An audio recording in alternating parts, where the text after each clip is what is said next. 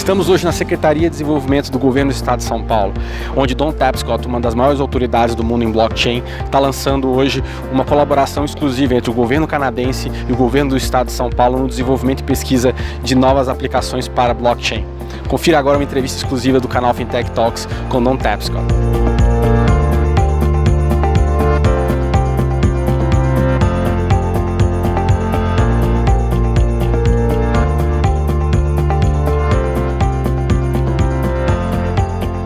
Well, first of all, blockchain is the underlying technology of cryptocurrencies like Bitcoin. And Bitcoin is an asset that goes up and down in value. It's been going up, and that's of interest. But more broadly, Bitcoin is a cryptocurrency. It's not controlled by a nation state, and that has some interesting use cases. But the really exciting opportunity is the underlying technology that makes that work. And that's really the second era of the internet.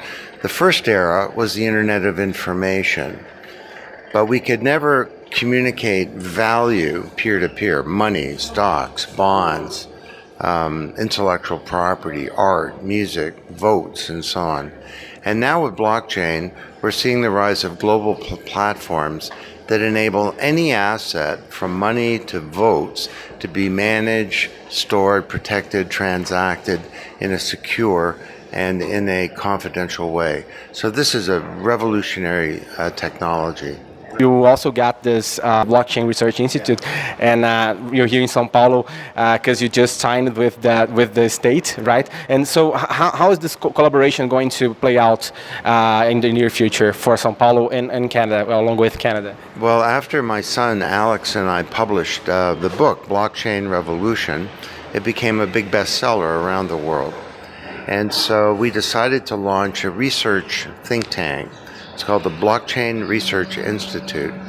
And our goal is to help companies and governments and people realize the promise of the new digital age based on this technology. And so we're conducting 70 projects now, and each of them is led by a world's leading thinker.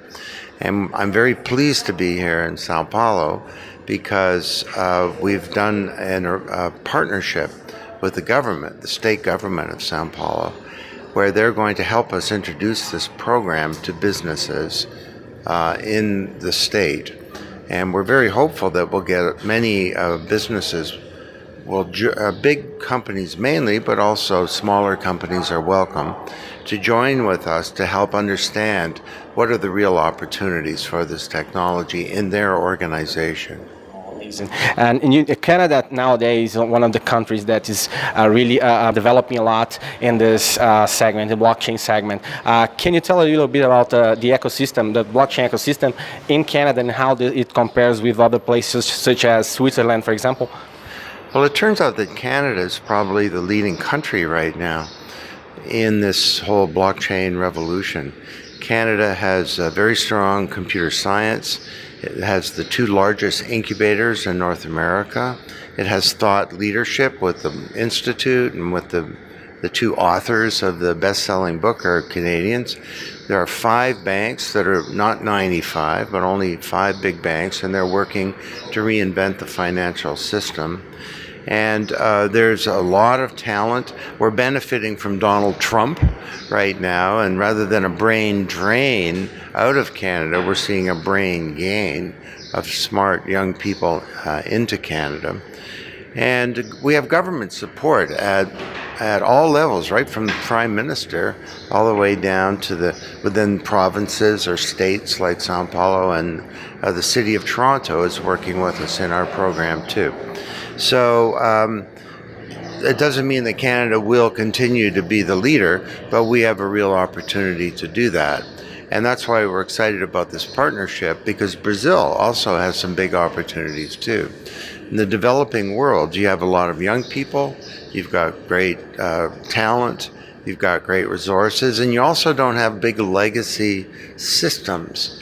And so just like the emerging economies leapfrogged in their use of mobile, there's a possibility to leapfrog in terms of adoption of this new second era of the internet. And what advice would you give to corporate and government about this big wave that's going to hit them, which is the blockchain technology and all the transformations that they are going to cause and the impact they're going to cause in the industries in general?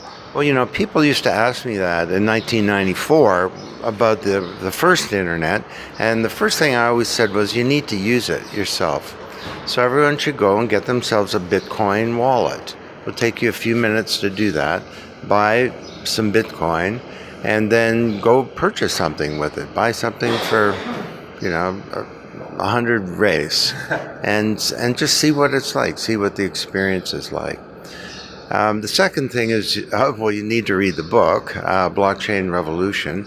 I'm hopeful that many companies will join the Blockchain Research Institute, and that will help them figure out where to get started and where to move, because we're looking at 10 different industries and how this technology changes those industries. And overall, you need to start to get talent in this area, elite talent that has some knowledge about this next generation. So you need to acquire that and hire people, or else get people inside. And the other thing is, as part of the Institute, I come to Sao Paulo and I give an executive briefing privately to every company who's a member. So that's a good thing to do as well. And I can explain this in a much more detailed way. Amazing. And the last question I would like to ask you, because we've been witnessing this increase and blockchain projects happening, and ICOs, the initial coin offerings, projects all over the world raising money from cryptocurrencies. So what do you see as the impact that this is going to cause in the venture capital industry and the investment banking industry, and how do you see all this movement happening? Well, venture capital is being turned on its head, not in the future, right now. So it's an amazing thing to see how fast this is happening. We've counted close to 1,500 ICOs that are coming up between now and the end of the year. So is this a bubble? I don't like the word bubble. I think a lot of it is exuberance and some of it is irrational. A lot of these 1,500 ICOs will be for companies that will not be successful, but that's the way it is with venture capital too. 1 out of 10 really succeeds. So, but the way that I view it is that if you add all of this up and the value of all cryptocurrencies, it's still less than the value of a single company, Apple. So we're in the very early days of this. This is going to fundamentally transform the economy, every institution.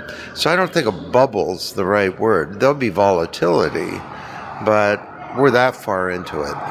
Great. So Don, thanks again for the interview, and I hope you have a nice time here in Brazil again. Okay, thank you.